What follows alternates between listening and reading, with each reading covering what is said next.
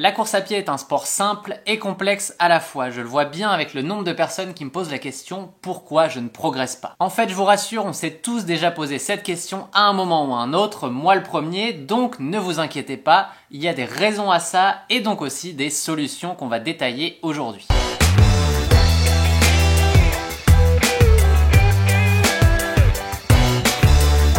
Au final, le pire avec la progression en course à pied, c'est qu'il n'y a pas de réponse unique, chaque cas est différent. Les raisons qui empêchent un coureur de progresser peuvent être multiples et multifactorielles. Mais à force de m'intéresser en détail aux personnes qui m'ont posé cette question, j'ai pu retrouver des tendances, des ressemblances entre les différents profils concernés. Et je peux vous dire que dans 80% des cas, le problème se retrouve dans un des points que je vais citer dans cette vidéo. Ce que je vais faire aujourd'hui, c'est donc prendre ces cas typiques et tenter d'expliquer pourquoi ils ne progressent pas et comment changer la donne. Peut-être allez-vous vous retrouver dans un des 6 profils que je vais citer dans cette vidéo. Si c'est le cas, j'espère vraiment vous remettre sur le chemin des progrès. Et si ce n'est pas le cas, c'est toujours bon de le regarder car ça permet d'éviter de tomber dans certaines situations à l'avenir. On m'a dit que pour progresser plus en course à pied, il fallait s'entraîner plus dur que les autres. Alors je me donne à 200% à chaque entraînement, je suis vraiment prêt à tout pour progresser.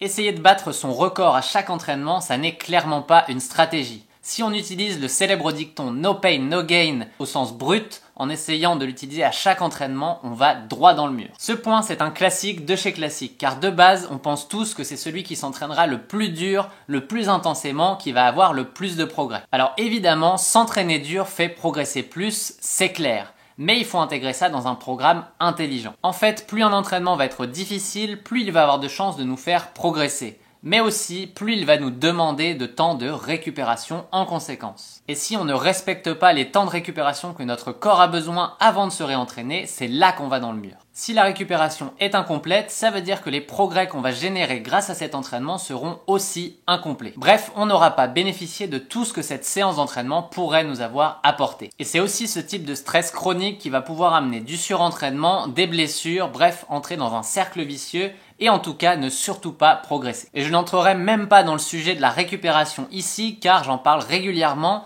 L'entraînement c'est une chose, mais tout ce qu'on va faire après l'entraînement, c'est ce qui va permettre de vraiment maximiser les progrès qu'on va pouvoir avoir grâce à cet entraînement. Et si vous n'êtes pas au courant de ce sujet, je vous conseille d'aller voir la vidéo que je vous ai mis ici qui parle de tous les basiques de la récupération. Bref, la conclusion de ce premier cas, c'est que pour progresser plus, il ne faut pas s'entraîner le plus intensément possible, il faut s'entraîner le plus intelligemment possible. Il faut toujours penser long terme quand on parle de progression et planifier un entraînement équilibré qui va permettre de progresser régulièrement sans se brûler les ailes. Je fais mes fractionnés de manière intense, mais je fais un footing entre chaque séance de fractionnés et pourtant je ne progresse pas. Mon allure de footing est de 5 minutes 40 au kilomètre, mais j'avoue que je suis plus souvent à 5 minutes 15 ou 5 minutes 20 du kilomètre. Mon cardio est un peu haut, mais j'ai pas l'impression de forcer pour faire ça.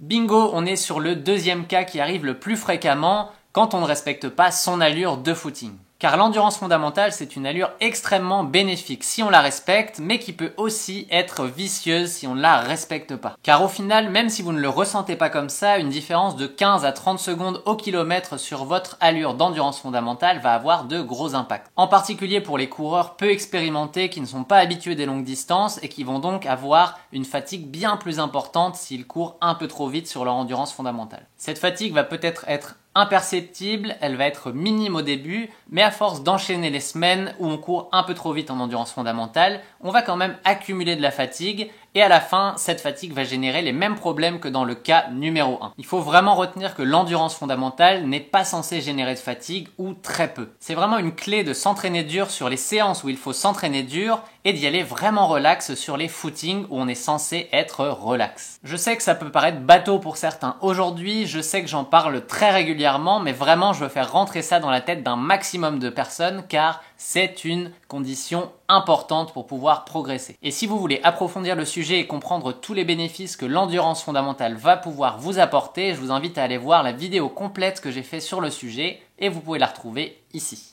Je respecte tous les principes d'un entraînement efficace et pourtant je ne progresse pas. C'est frustrant car malgré un emploi du temps de fou, j'arrive quand même à caser mes entraînements entre le boulot et mes obligations familiales. Je me lève parfois à 4 heures du matin pour faire certaines séances, j'utilise le moindre temps que je peux trouver pour suivre mon plan à la lettre.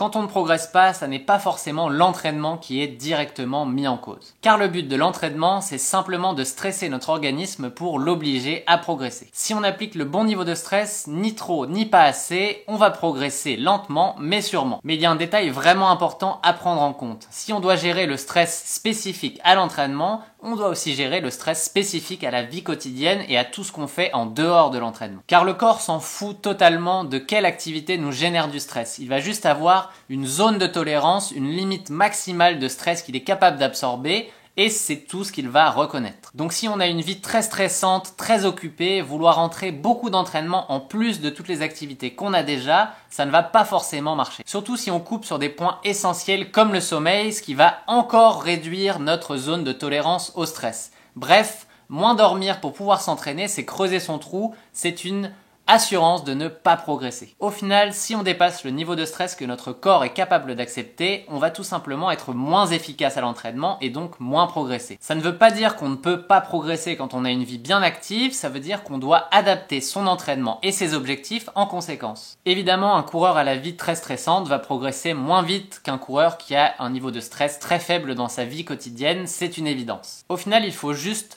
prendre en compte ce genre de détails, choisir ses objectifs et ses priorités et être en accord avec ça. Car clairement, vouloir mettre l'accent à la fois sur la famille, sur la vie professionnelle et sur des objectifs énormes dans le sport, ça n'est pas forcément compatible. Il faut faire des choix. Et pour rester dans le thème de cette vidéo, ce que je voudrais vous dire, c'est que si vous avez quelque chose à choisir entre rajouter un entraînement et dormir plus, et dans la majeure partie des cas, je vais vous conseiller de dormir plus. Car c'est grâce à cette récupération pendant le sommeil que vous allez progresser.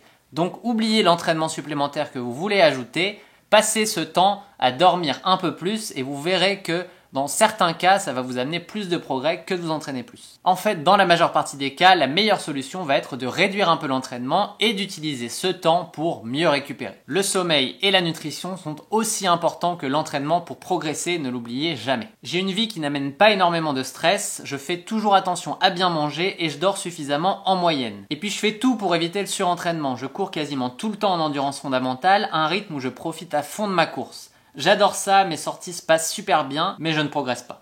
Si le fait de ne pas progresser peut être la conséquence d'un trop quelque part qui empêche la progression de se matérialiser, l'inverse est aussi vrai. Ici, on est dans un cas typique de sous-entraînement, car pour progresser, le corps a besoin qu'on lui inflige un stress suffisant pour qu'il ait besoin de s'adapter. Et si l'entraînement qu'on effectue est trop simple, trop facile pour le corps, il ne va pas ressentir ce besoin et donc on va juste stagner. Alors oui, le footing en endurance fondamentale va permettre de progresser énormément pour un débutant car il part d'un niveau assez bas. Donc au début, on va avoir une courbe de progression qui va être assez rapide, mais à un certain moment, quand le corps va être vraiment adapté à cette allure, elle ne sera plus suffisante pour progresser vraiment sur le long terme. C'est à ce moment-là que l'introduction d'allures plus rapides dans l'entraînement va être indispensable pour continuer de progresser. Et là, les footings vont juste être un support à ce type d'allure rapide. Et pour ceux qui stressent avec les débuts sur les séances de fractionnés, allez voir la vidéo que je vous ai mis ici où je vous donne 6 conseils pour pouvoir vous y mettre sans vous stresser. Je suis super motivé à courir et je m'entraîne dur pour progresser depuis le retour du printemps. Pourtant, lors de mon dernier 10 km, le même que j'ai fait l'an dernier, mon chrono n'a quasiment pas bougé. J'attendais vraiment mieux avec l'entraînement que j'ai fait à l'automne et puis au printemps.